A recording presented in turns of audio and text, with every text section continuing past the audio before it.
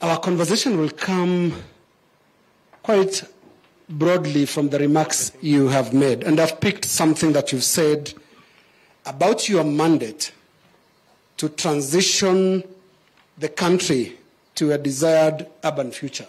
And there's something you've pointed out there as a standing problem, and that is a problem of existing planning gaps. And you said, I can quote you, Mr. President, that yours is to convert the urban areas to be spaces where authorities can provide services and the residents of those areas can receive those services. I think, Mr. President, you are talking to a very serious problem if you look at, for example, the city of Nairobi, whose last planning is said broadly to be dependent on what the colonial authorities left. On the planning element, Mr. President, what are your immediate interventions? First, let me contextualize this. As I said in my statement, Kenya is urbanizing at the rate of between 4.4 and 5%, the highest, one of the highest globally. The future is urban. 68% overpopulation by the year 2050 will be living in urban settlements. So this is not a problem that is going away. This is a challenge that is growing. That's number one. That's the context. Let me contextualize even further. We have, as I said, 1,411 slum dwellings in Kenya, the largest being in the city of Nairobi and in many of our cities. So when we talk about slums, many people cannot figure it. They think we are talking about Nairobi or some other obscure place. We have slum dwellings, including in Naivasha, right here. We have it in many towns. So the challenge of urbanization is with us. The challenge of informal settlements is with us.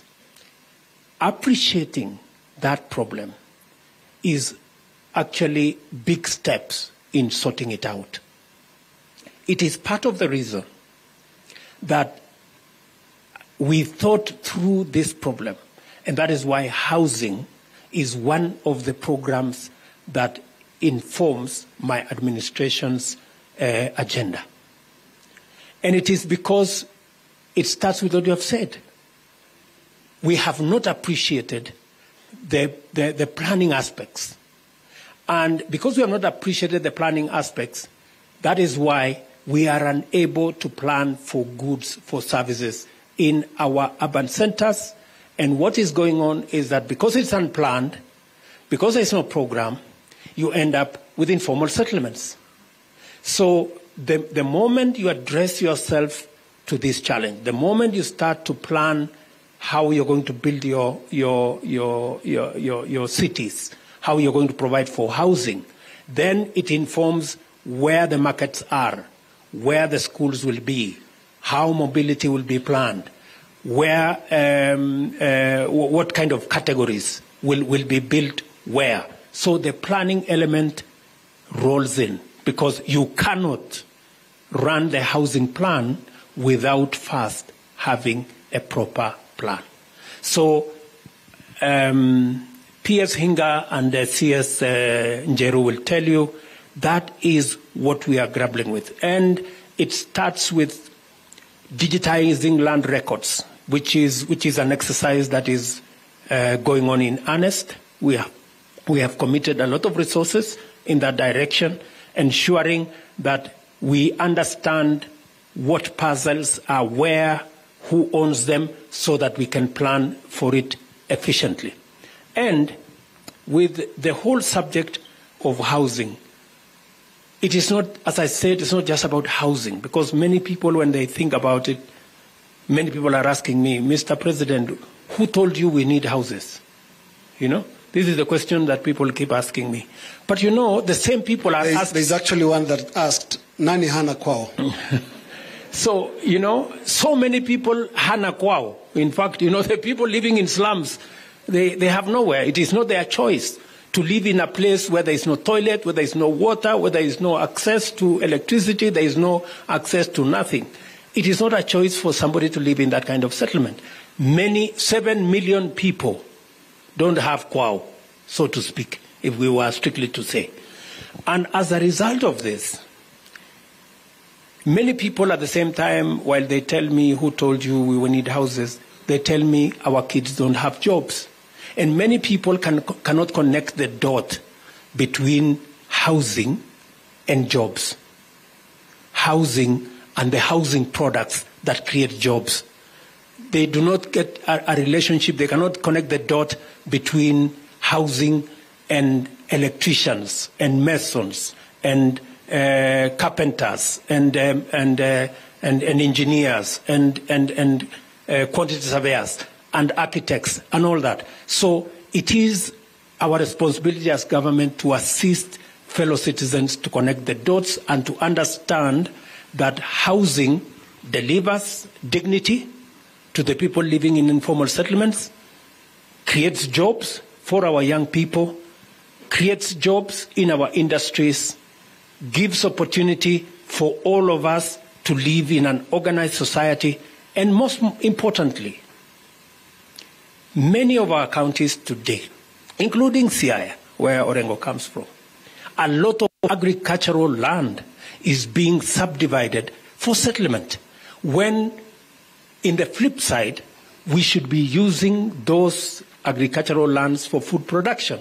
And what happens is that we end up with a competition between food and settlement. And the reason why we have a big debate today in Kenya about the cost of living, because only 14% of Kenya is arable, has opportunity for us to grow our food. That's why we are imagining Galana. That's why we are imagining other areas, because we have limited land for agricultural production.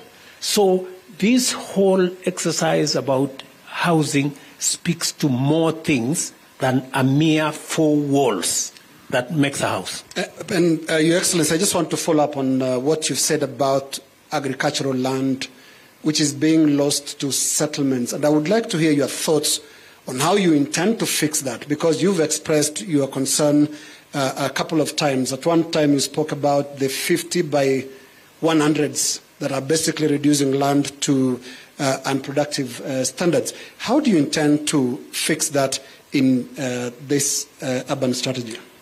You know, the reason why you find people in Mlolongo, now they have gone beyond Mlolongo, they have gone beyond Gitengela. Now they are approaching Isinya. Lengu keeps telling me, you know, what is going on, Mr. President? You know, we are losing, we have nowhere to graze our cows. It is because people don't have opportunity. People cannot have no access. The land in Nairobi, you cannot afford, you know. Every house is, I think we did an analysis, I think Hinga can tell you, we did an analysis on average. The cheapest house in Nairobi was about 11 million.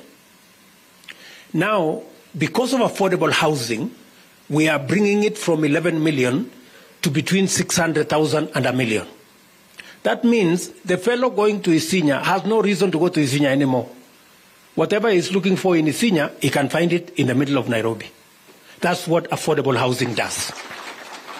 So once we have created an incentive for somebody not to go and look for 50 by 100, because the reason why they are going to look for 50 by 100 is because they cannot find a house that they can afford. And that is why we are talking about affordable housing. So that instead of subdividing agricultural land, we create incentives for people to buy affordable houses, which sorts out the problem they are trying to sort out by going to subdivide agricultural land. So we are flipping it, you know. Don't blame the people who are going to support, to subdivide agricultural land. It is because there is opportunity. But we want to decimate that opportunity by making sure that there is a house that is affordable, You don't have to subdivide agricultural land. Take, for example, where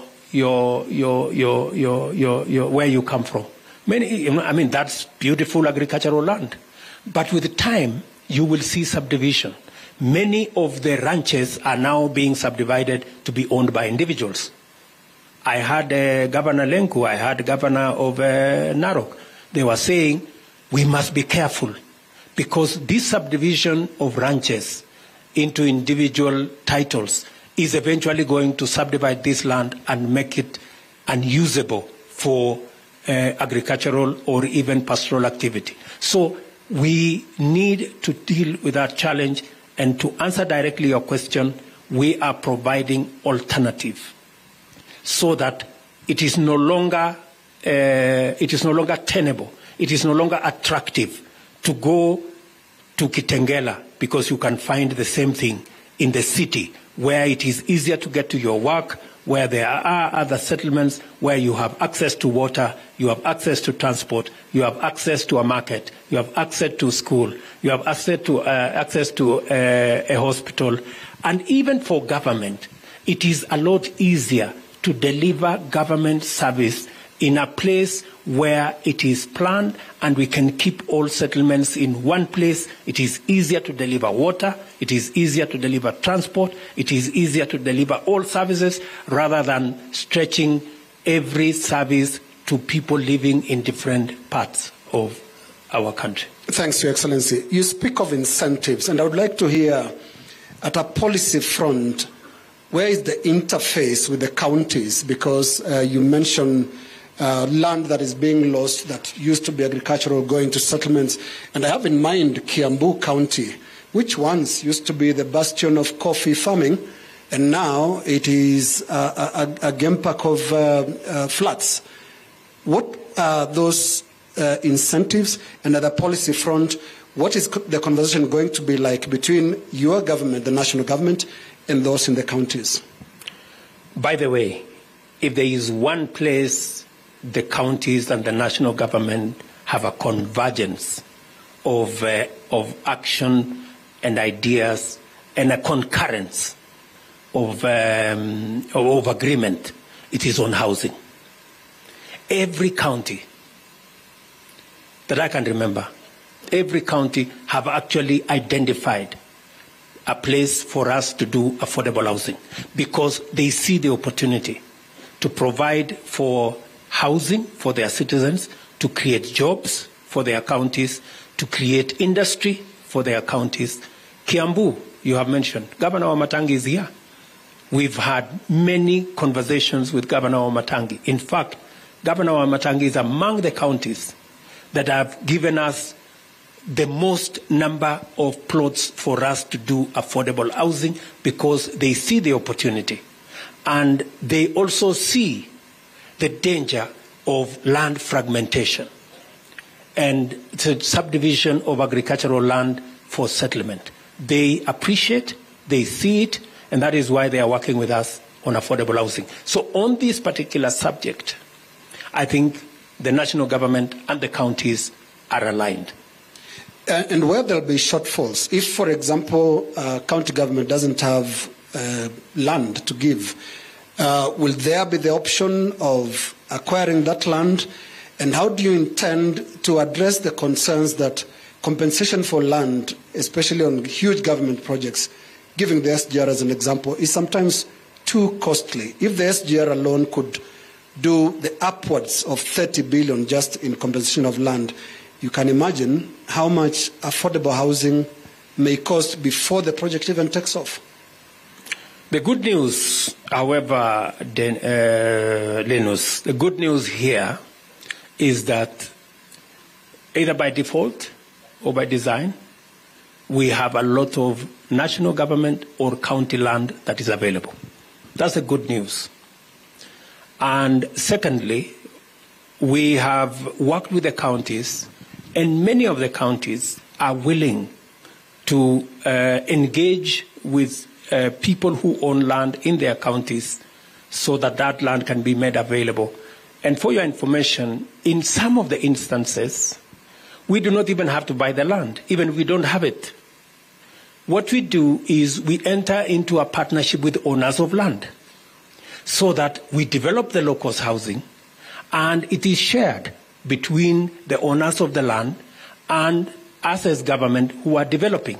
So we create a win-win where government comes up with the plans, we put in the infrastructure, we put in the sewer system, the roads, the electricity, the water into a private person's land, and we share the outcome of the development. So since it's a win-win engagement, we do not necessarily run into the challenge you have mentioned. But speaking to the subject of land compensation, I have taken the position that we spend a colossal amount of money. Today, we have a pending bill of 50 billion Kenya shillings on land compensation, which to me is unjustified. And unfortunately, many of these values were arrived at through means that are not correct. There is an incestuous, forgive the word, relationship between those who value the land, those who award the grants, and finally the people who pay. You know, and that is why I have said that we are going to change the law so that National Land Commission will do the compensation, they will identify the land, but it will be valued by the Ministry of Lands. And we want to account. We want to hold everybody to account. I know the National Land Commission is uncomfortable. I think they have said they will go to court, which is okay. But I will not allow the National Land Commission to continue on this spending spree. I know, for example, that there are people who have stepped forward to say, even for land that was worth 1 million shillings, characters went and told them, why don't we make it 2 million shillings so that we can share the money? You see, how can I preside over that kind of nonsense? I will not. I will not allow that to go on. You know, I have a responsibility to the people of Kenya to make sure that their money is spent appropriately and they get value for money. Thank you, Excellency. And I would like us to keep on the thread of accounting for every penny and the concerns when it comes to your affordable housing plan has been about the governance of the fund, because you're dealing with a country and a background that has a scandalous past. People still remember of the NSSF days and how money was lost in housing schemes that never took off. How do you intend, Your Excellency, to make this different, to make every coin that people are going to contribute to the affordable housing scheme to be accounted for? It is justified that in the past we have not used public resources, and the era of NSSF housing comes to the mind of many Kenyans. It is also true that we have a housing problem. It is also true that we have an employment problem.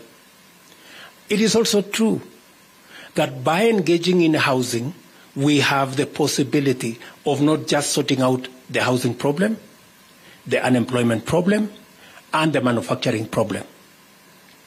Are we going to walk away from our program in housing, which has the potential to sort out our slum problem, to sort out our manufacturing problem, to sort out our unemployment problem, because we are scared that governance might run into trouble? It is our responsibility to sort out the governance. We must not allow governance to stand in the way of the huge opportunity that we have to transform our country. And it is our responsibility. And I have said that I am willing to look Kenyans in the eye and to say the buck stops with me, and I will answer for it. Thank you, Excellency. Just two more areas to cover because our time is running out. And one is the trust deficit that emerges in this conversation around the housing strategy. How do you intend to plug that? Just for ordinary people, like the gentleman asking, kila mtu akona kwao. How do you intend to win and to build and win that trust? I think where this conversation is today, Linus, it is very different from where it started. I hear now many people saying, yes, we need to consider, because they've come to understand the relationship between our housing plan and jobs for their children, and opportunity for them to for manufacturing, the opportunity for us to improve on our slum dwellings and provide dignity for Kenyans who today live in conditions that are subhuman, if I may say that. So many people are beginning to appreciate. Initially, many people were wondering, what are these houses about? But the more Kenyans realize that this is about the employment of our children, and we have 800,000 young people getting out of college, school, university every year, then they begin to appreciate that if this is going to sort out our unemployment challenge, if this is going to bring back our manufacturing as a percentage of GDP, then this is an important program. Let me also tell you, Linus, that even as we do that, there is also a lot of deceit and propaganda, you know, and politics. I must say, sometimes, well, politics, whatever it is, because all of us agree. I have never come across one leader who does not agree that housing will sort out our problem. All our manifestos on both sides of the political formation had housing. Today, one side of the divide have changed their mind about housing. It is not because they have a different conviction, but it's because they want to play politics. I think as a nation, there must be a fine line between what we can play politics with and what we can do together as a country. And finally, the media. Huh? Tell me, Your Excellency. The media has spun huge propaganda. Oh, I don't know what. Oh, I don't know what. Sometimes we try to understand that the media supported a different candidate and their candidate lost. But surely they should move on. I mean, the election is over. And you know, we are a democracy. Nobody is going to be held. I mean, it would be foolhardy for anybody to think that everybody is going to support you. It's not possible. And you know, in a democracy, people make choices. But you can't penalize them because they made a different choice. You know, we are a democracy. If everybody should support the candidate of their choice. But once the election is over, surely, we should be gentlemen. We should be democratic to say, okay, I supported a different candidate, but since this character won, I don't like him very much. But because it is democracy, let us support what is positive, what is good for the country, and oppose when it is necessary. I have no issue. I'm not sure, Your Excellency, whether questions about affordable housing have taken political party lines. We've seen questions from people who come from all regions, including regions that voted for you, Your Excellency. And just in the accountability question where the media normally comes in, and we've seen articles in papers and commentaries in television and all that, all pointing at how that money will be accounted for. Mr. President, the country is scarred by NSSF. And the question that is being asked is, how do you ensure your affordable housing program does not create new billionaires that NSSF created in yesteryears? I have told you with clarity that Parliament is going to discuss the housing levy fund and how it's going to be managed. the board, the oversight board, will be representative of both government and the private sector. We're going to ensure that there is a proper, accountable mechanism. I know very well, as a politician, that if something goes wrong, I will be held to account politically, right? So I must make sure that nothing goes wrong. And I am decisive. I am intentional about making sure that we hold the trust of the people of Kenya by making sure that they get value for all their resources. So, the same way we are being held to account, the same way we have oversight bodies making sure that we spend public resources appropriately, we are going to make sure that this fund, like all other funds, are held in a manner that is accountable to the people of Kenya, by making sure that we have an oversight board, by making sure that it is run professionally.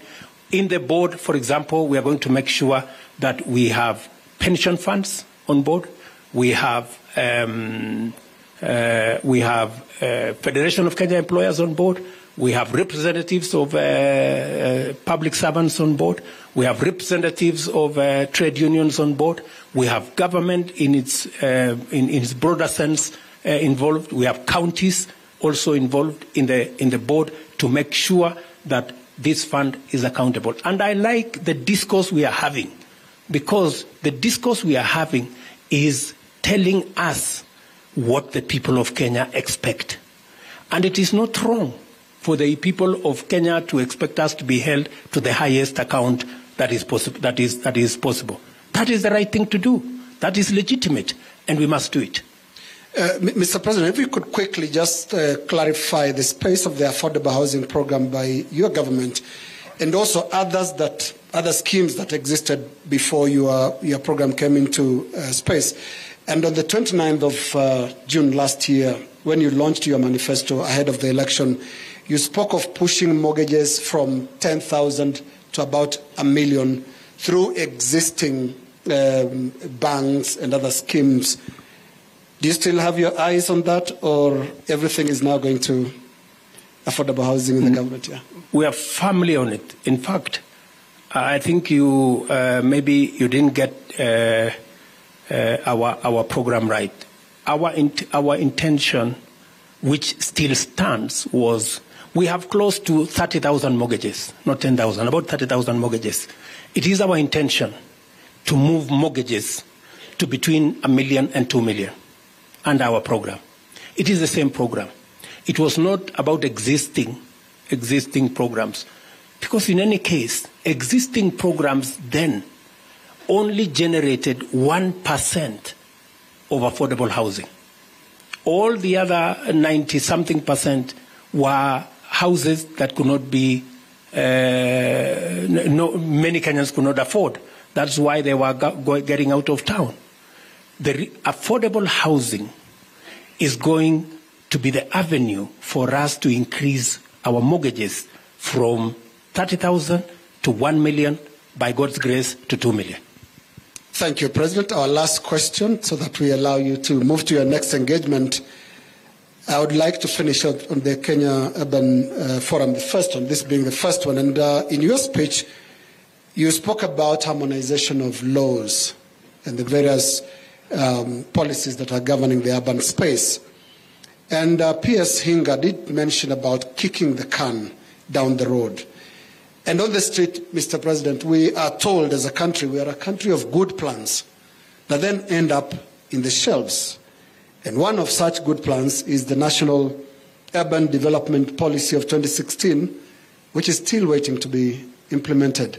What pledge do you make as the first forum gets underway, that plans will get off the shelves and to be implemented on the ground? When we developed the urban plan in 2016, it was in readiness for our plan on affordable housing, which was our big part of our Big Four plan, right? And it is the reason I had a very big problem with the handshake and the BBI story. It was the reason. Because that whole conundrum destroyed the plan we had on housing. That is why housing was suspended so that we could carry out the BBI shenanigans, right? So, and it is the reason why the policy was shelved, because there was no time to implement it. We were busy with these BBI stories. And it is the reason why I have, in all earnest, begun the program of affordable housing. Some decisions that are not necessarily convenient have to be made.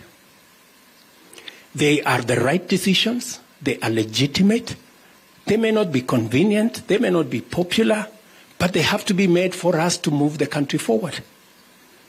I am determined to make sure that we make these decisions, including the policy on urbanization. That is why I have a big push on the housing levy, the housing fund, the housing program, which is a program that is 5 years behind schedule. This was to be a program that we should have rolled out in 2018, but we didn't, because there are some difficult decisions to be made. I am willing to make those difficult decisions because many people tell me, oh, you should think about your second term. My second term will be meaningless if my first term achieves nothing. You know, I am not here so that I can have a second term. I am here because I want to make a difference. Kenyans have given me an opportunity to make a difference in their lives, to make sure that we remove slums, to make sure we create jobs for our young people, to make sure that we improve on our manufacturing. I am focused on that. Second term will sort itself out. Thank you. And we end it here, Your Excellency, and I want to thank you very much for this engagement. This conversation, Your Excellency, continues, and we thank you, all of us in the audience who have followed this conversation, and those at home watching this live on Citizen TV. Thank you very much. Thank you. Thank you, Your Excellency. Thank you, Linus Kaikai, for that. We appreciate. And at this point, we've come to the end of this particular